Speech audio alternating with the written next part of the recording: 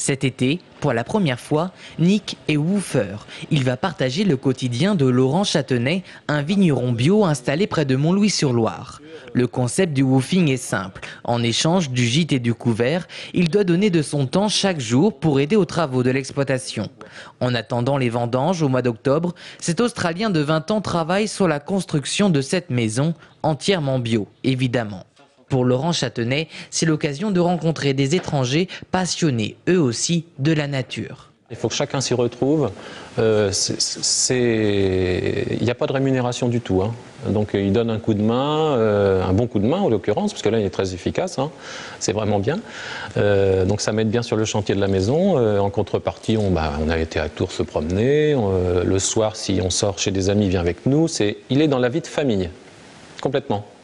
Des vacances à la campagne, pas chères et qui permettent surtout à Nick d'améliorer son français. Depuis longtemps, c'était un rêve pour moi pour venir ici. C'est génial, je pense, parce que pour moi, c'est une vraie expérience.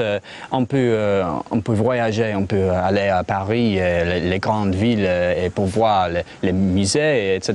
Mais pour avoir les expériences dans la vie française,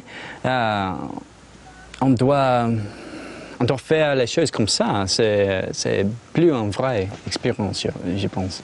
Nick est entré en relation avec la famille Châtenay grâce au site internet de la communauté. Elle dispose même d'une charte qui protège les travailleurs vacanciers. Ils ne peuvent pas, par exemple, travailler plus de 5 heures par jour. Donc hier matin, il s'est levé peut-être vers 9 h, il a fait un petit peu de désherbage au magasin, et puis voilà. Et l'après-midi, il a pris un vélo, il a été se promener en boise. Donc il n'est pas au travail tous les jours à 100%.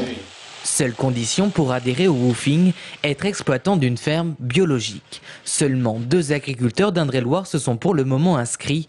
Laurent Châtenay, lui, est définitivement conquis par le concept. En septembre, il accueillera déjà un autre voyageur. Cette fois, ce sera une japonaise.